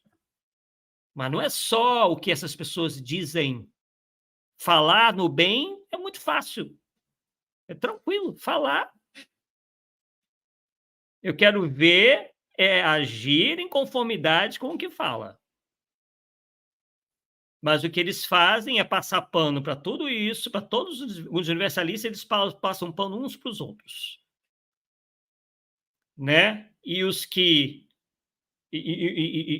passam todos os seus problemas para os espíritas. Os espíritas é que não é que a gente seja perfeito, pessoal, mas pelo menos eu acho que os nossos exemplos de conduta, aquelas pessoas que nós admiramos, parece que tem mais o que apresentar. Né? Os nossos, entre aspas, ídolos, a gente não tem idolatria, ídolos entre aspas, em muitas aspas, quem nós realmente respeitamos e admiramos, né? São pessoas que tinham uma conduta bastante, né, tranquila. Podemos citar o próprio Herculano Pires, o próprio Allan Kardec, óbvio, né? Um Eurípides Barzanufo, né? Na parte moral, né? O Chico Xavier, embora ele tivesse algumas dificuldades aí, né? Pela sua criação católica, mas depois seguiu estudando as obras de Kardec, enfim, vários aí que, né, apresentaram pelo menos um comportamento moral bem melhor do que esse que eu citei aí, né? Tiveram um fim, né, um desencarne tranquilo, sem escândalos, né, de pedofilia, como eu falei, de ilusionismo, de montar ashram, onde as pessoas faziam sexo livremente, né? E tantos outros gurus, esses são os mais conhecidos. Sai Baba e Osho são os mais conhecidos, mas tem outros, vários outros com mais ou menos os mesmos problemas. Então não dá, né? Querer importar hinduísmo para dentro esse comportamento, esses ensinos dessas pessoas, não dá, não tem como, né? Enfim, toda uma série de problemas que aqui no canal vocês têm a oportunidade de conhecer e analisar. Não estamos obrigando ninguém a pensar como a gente, né? Mas procuramos demonstrar com fatos, com imagens, né? Pegamos os livros, mostramos, comparamos, para que vocês não achem que a gente está tirando da nossa cabeça, que a gente está perseguindo as pessoas. Não, estamos em busca da verdade. O que é esse tal universalismo? Quem são esses que estão sendo idolatrados? Vamos saber mais, até para que a gente possa se convencer. Só que a gente se decepcionou. A gente só recolheu decepções com esses mestres do universalismo aí, né? E não baseado na nossa opinião, mas baseado nos fatos, em pessoas do meio acadêmico, nas biografias deles próprios, por vezes feitas até por pessoas partidárias deles. Não eram pessoas que atacavam. Os próprios partidários, como vocês viram aqui, confessam. Só que eles acham lindo, né? Nós não achamos lindo alguém dizer que o Hercílio Mais foi desmaterializado e depois rematerializado. Eu não acho isso lindo, né? Bem, vamos ver aqui as mensagens de vocês, os comentários que eu vi aqui, já foram muitos, né? Vamos ver aqui quem está conosco inicialmente, né? Temos aqui a Mônica Zimura, já falamos, né? Já até cumprimentamos quem chegou primeiro, né? Tivemos aqui também o Jacarandá, a Shirley de Siqueira, também os dois sempre aqui presentes. Vamos lá. A nossa querida Francis, né? Que tivemos essa honra de conhecer pessoalmente lá no... Tem até né? Tiramos fotos juntos. É isso. Nós nem sabíamos que ela estava aqui, vimos agora, né? Está aqui. Ela tem todo o direito de discordar de mim. Isso não vai mudar, tenho certeza. Ela não vai mudar em nada a opinião que ela tem de mim e nem a minha dela. Embora não nos conhecemos há muito tempo, nem profundamente, mas sentimos uma bem-querença. Tranquilo, pessoal. Né? Diferenças acontecem. E discordâncias também, né? Discordâncias, diferenças e semelhanças. Possivelmente, ela, como universalista, mais ligada à Umbanda, certamente vai concordar em muita coisa comigo, vai discordar em outros, e vice-versa. Tranquilo, eu tenho certeza, né? Que ela pensa da mesma maneira. E coisas que ela não sabia, né? Possivelmente, já que ela está nos escutando, vai começar a refletir, vai pesquisar. Não, ao contrário do que eles falam, não confiem no que a gente fala, pessoal. Pesquisem. Se achou alguma coisa, Arthur, eu acho que não é bem isso, eu vou pesquisar melhor. Ótimo, faça isso. Nós pedimos que qualquer coisa nos corrijam, né? Mas, obviamente, tem que vir aí com um bom argumento, com algo sólido, né? Vamos lá, temos aqui também Matheus Oliveira, Fernanda Linhares, já falamos, né? Sempre conosco aqui também. O Hegel da Silveira, também sempre conosco. Marcos Vital, Vladimir Cabral, falando lá de Belo Horizonte, que é versado em biologia, sempre que podemos trocamos ideias sobre assuntos dessa área. Deixa eu ver o que é mais. Matheus Oliveira dizendo, lá no início, é preciso separar o homem da ideia. Exatamente, todo homem deve ser amado, mas se sua ideia é equivocada e prejudicial, deve ser combatida. Perfeito, né? Resumiu, inclusive, que nós falamos, né? Inclusive depois do comentário dele. É muito tranquilo, pessoal. É muito tranquilo de entender isso. Sheila Siqueira concordando com ele, inclusive, né? Verdade, Matheus, devemos excluir opiniões, não pessoas. Perfeito. Marcos Vital brincando, né? É o magro negro. Pois é, somos o magro negro. Fernando Linhares dizendo, né? Muitas vezes são mais melindrosos que os próprios espíritas. Temos percebido isso. Não lá na plataforma, quando estivemos lá, mas porque conhecemos alguns grupos na internet e eles parecem que estão sempre lá em pé de guerra, né? Não, pelo menos os que nós conhecemos. Quem está conosco aqui também é o Tachibana Ukio, né? Sempre aqui conosco. Vladimir Carvalho dizendo, nossa, esse problema que ele arrumou com os tipos de passe está profundamente enraizado no movimento espírita. É complicado. Pois é. Isso já faz mais de 60 anos nós não conseguimos, né, resolver essa questão. Quem está conosco também aqui é o Mitico Hirose. Mitico, né? Desculpa, eu acho que pela foto, não está dando para ver que está muito pequenininha. E nome japonês, às vezes, eu não conheço bem, né? Se é homem ou se é mulher, porque a foto não está dando para reconhecer, está muito longe. Deixa eu ver aqui, Marcos Vital. Um dirigente espírita que conhecia era fã de um tal de Boriska, uma criança índico que veio de Marte. E é mesmo. Sei dessa história, pensei em fazer um vídeo e esqueci. Agora, vamos citar isso aí. Nós podemos adiantar, mais uma enganação. É uma tal de fake news, gente. São muitas invenções que eles criam, é impressionante. Deixa eu ver aqui. Fabiano Nunes dizendo, segundo o livro A Vida no Planeta Marte, o Paul Marciano adotou uma espécie de socialismo cristão. Como poderiam ser mais evoluídos sendo socialistas? Outra contradição, exatamente. Deixa eu ver aqui mais comentários. O Vladimir comentando aqui, brincando. Arthur, aí não duvido que a amizade dele já vinha de outras encarnações, sempre juntos para desestruturar o bem. Exatamente. Para inventar confusão, né? Nos movimentos aí. Deixa eu ver aqui. O pessoal brincando também com o falso Kardec. Deixa eu ver aqui. Muitos comentários, né? Vamos passando aqui rapidamente. O Marcos Vital concordando conosco, né? Nunca foram né? Mendigos. Sempre foram altas estirpes, né? Espíritos de altas estirpes. Vamos lá.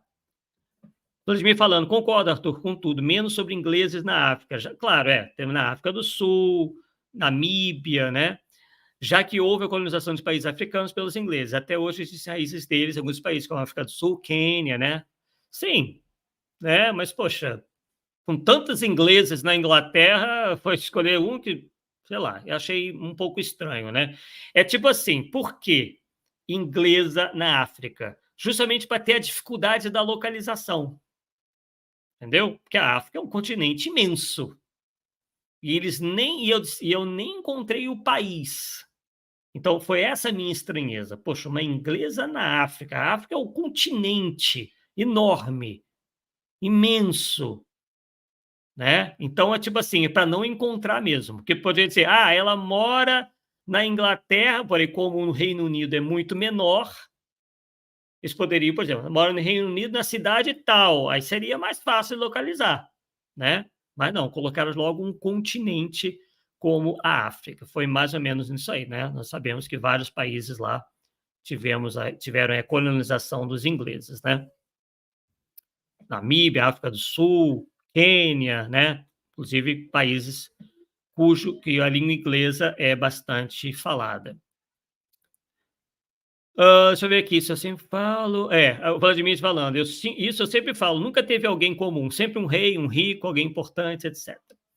Fabiano Nunes dizendo, Cleópatra só existiu uma, não entendo como tanta gente pode dizer ter sido ela. Exatamente. O Hamilton dizendo, o interessante é que esse povo que escreve essas histórias fantasiosas sempre apresentam fatos que não podem ser verificados, exatamente, mas que não passam pelo crivo da lógica e da análise racional. Exatamente. Então fica muito mais fácil, né, você inventar um continente perdido, né, ou se basear na crença do existente no continente perdido para dizer que estava lá, porque daí não tem como localizar nunca, né? Quem está conosco aqui também é o Kane Mihaliuc, né, nos parabenizando aí. Fernanda Linhares, né, falando de mais uma estratégia. Falam que são revelações que vêm do universo e blá, blá, blá. Fabiano Nunes brincando aqui também. Com Edgar Armon aprendemos como reativar os chakras do passe. Essa questão de chakras também é de matar, pessoal. É de matar.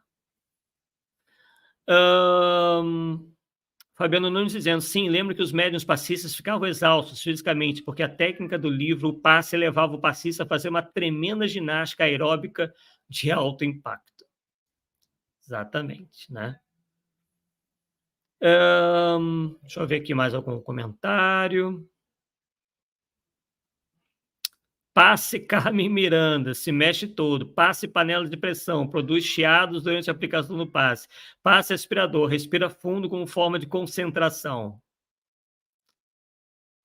Matheus Oliveira dizendo que o espiritismo é um nome de peso, então eles fazem essa ficção científica tipo Harry Potter e querem se projetar com o nome espiritismo, um famoso crescer em cima do próximo. Pois é, bem isso. Shelley Siqueira dizendo, Kardec nos deixou a bússola para não desviarmos dos métodos racionais dentro do espiritismo. Deixa eu ver aqui mais comentários de vocês. Deixa eu ver aqui. Tem bastante ainda. Matheus Oliveira brincando aqui. Não é fé emocionada, é fé raciocinada. Assinado tudo a ser feito. Isso tudo sai na hora, né? Deve ser o Magro Negro aqui do lado, é que manda eu falar essas coisas. Pessoal, vocês não entenderam. É o Magro Negro humorista que tem do meu lado. Ai, ai. Fernando Linhares falando, essas pessoas, em sua maioria, já apresentam fragilidades, traumas diversos e emocional desestruturado. Que daí qualquer coisa que falha essa pessoa, para ela é verdade absoluta, inquestionável. Exatamente. Tem essa fragilidade emocional, está presente em muitos deles. Fabiano Nunes, para entender o porquê de tantos espíritos aderirem a essas ideias exóticas, espíritas exaltados, o método, o livro dos médiuns. Exatamente. O perfil deles é bem de espírito exaltado mesmo. Lígia Amorese, dizendo, nunca gostei de Ramatiz. Boa noite. Foi curta e sucinta, né? Deixa eu ver aqui mais comentários aqui de vocês. Adoram se vitimizar, né? Lígia Moretti falando, mente tão aberta que o cérebro cai e não faz falta. Pois é, deixa um senso crítico completamente apagado, né? Aí, pessoal, é o que eu falei, né? Cai nas artimanhas dos espertalhões. Quem abdica de pensar é presa fácil. Vai ser presa fácil, né? Matheus Oliveira rindo conosco aqui. Essa ironia do Arthur é a cereja do bolo. Ai, ai. É bem isso aí. O Marcos Vital, com a história da desmaterialização, nome difícil, né? Cheguei a engasgar. Então, não era o Exílio, era o Noturno do X-Men. Eu não acompanho essa história do X-Men. Mas deve ser algo por aí, né? A Fernanda Linhares brincando, ele mesmo se fez fractal e depois juntou tudo de novo, é. Matheus Oliveira, uau, nossa, desmaterializado, meu Deus, quanta bobagem. Esse tipo de história parece as invenções malucas dos terraplanistas. Tá no mesmo nível. É o mesmo nível disso daí, né? É a loucura completa. Né? Arthur, você é uma ameaça, Ercílio. Ele tá desencarnado, né? Na época era o Herculano Pires, era o Rizzini e tantos outros, Deolino Murim, tantos outros da época dele, né? Aqui, ó, Fernanda Linhares, Arthur, deduzo que a venda dos livros na editora Feitas Baixas deve ter sido por conta que Ercílio Mais era advogado, exatamente, faz todo sentido. Realmente faz todo sentido, né? Ele, como advogado que era, possivelmente procurou o quê? Uma editora da área jurídica. Perfeito. Aí, ó, bacana. Possivelmente é isso. Grande chance de ser isso. Aqui, ó, o Kane dizendo, tô tendo uma pareidolia agora, tô vendo uma girafa na sala. Espera, era minha tia pescoçuda. Deixa eu ver aqui. Bem, é isso, pessoal. Acho que tem mais alguns comentários. Shelley Siqueira dizendo, é muito fácil ser universalista. Não exige estudo, não exige racionalidade, não exige absolutamente nada, apenas aceitação. Porque se você não aceitar, você é antifraterno, você tem mente fechada, você não tem expansão de consciência, você tem que aceitar tudo, sempre. Esse é o foco deles, né?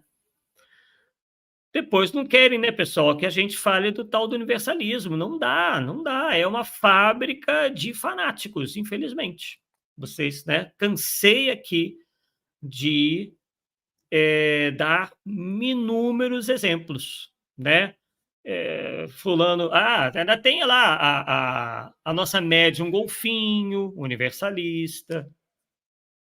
Gente, é uma lista enorme. Dentro desse universalismo cabe tudo. Cabe qualquer coisa. E eles querem que a gente saia agregando tudo ao espiritismo. Não dá, né, pessoal? Não dá. Bem, pessoal, então uma conversa assim bem, né, descontraída, né, com momentos de indignação, momentos de a gente rir um pouquinho. É assim, né? Eu acho que o espiritismo, ainda mais em momentos como esse, tem que ser uma coisa mais descontraída, mais solta, claro, sem fugir aí a verdade, sem vocabulário chulo, como a gente anda vendo por aí, né? Inclusive do falso Kardec lá, andou adotando, recebe os espíritos mais excelsos, mas vocabulário hiperchulo, se dirigindo a nós, dizendo que nós teríamos que colocar a cueca, a calcinha na cabeça, a melancia.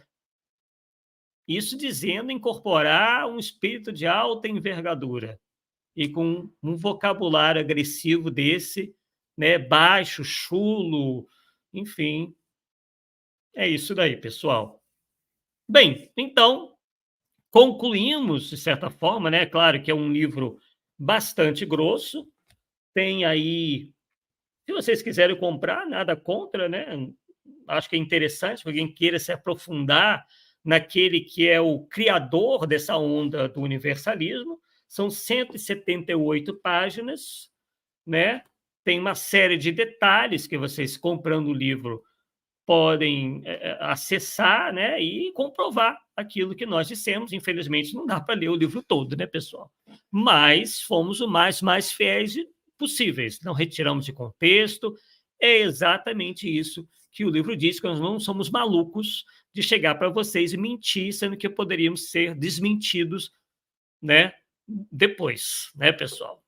Seria, aqui não tem, primeiro que nós não somos desonestos, e segundo, não somos bobos para darmos armas aos nossos adversários, né? Então, estamos longe, nós até parecemos bobos, mas não, acho que nós não somos tão bobinhos assim como alguns pensam, não, né? Que a gente viria aqui para inventar coisas, mentir, para depois sermos desmentidos logo depois, né? Não vamos dar essa moleza para ninguém, não. Nós vamos no certo, nós vamos ali convictos do que nós estamos falando, na grande maioria das vezes, sem pretensão nenhuma de sermos donos da verdade.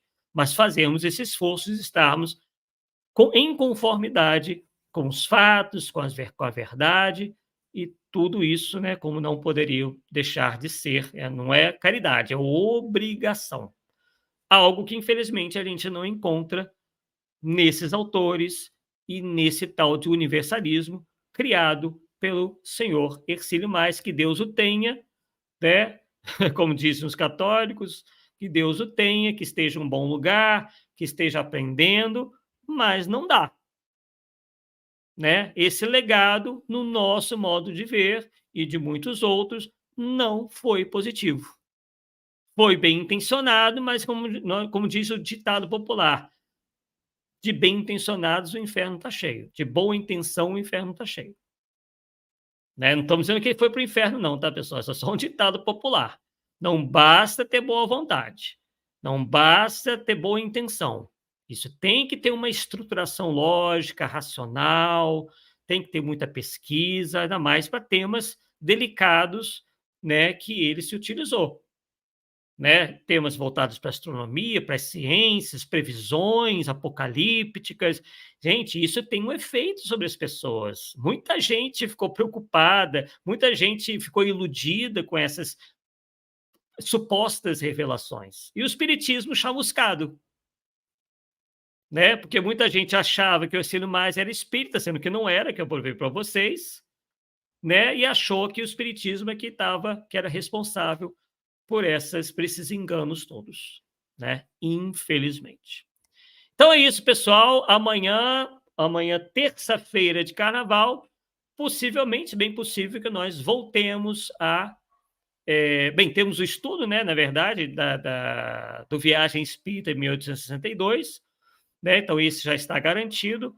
E vamos estudar aí se a gente traz um outro estudo para terça-feira, para se assomar ao estudo que nós já temos do Viagem Espírita em 1862. E quarta-feira de cinzas teremos o Polêmica Espírita com o nosso querido Paulo Neto e um convidado super especial que nós anunciaremos em breve. Amanhã mesmo nós vamos confirmar, né, com ele, está tudo bem, está confirmado, e aí a gente lança para vocês, tá bom? Então, tenham um bom final aí de segunda-feira de carnaval, espero que estejam aproveitando da maneira mais salutar possível, né? Descansando, lendo, curtindo com a família, né? Sem os exageros de muitos por aí, e nos vemos, eu tenho certeza disso, né? E amanhã nos voltamos a nos ver. Um forte abraço, tenha uma boa noite e até amanhã, pessoal. Tchau, tchau.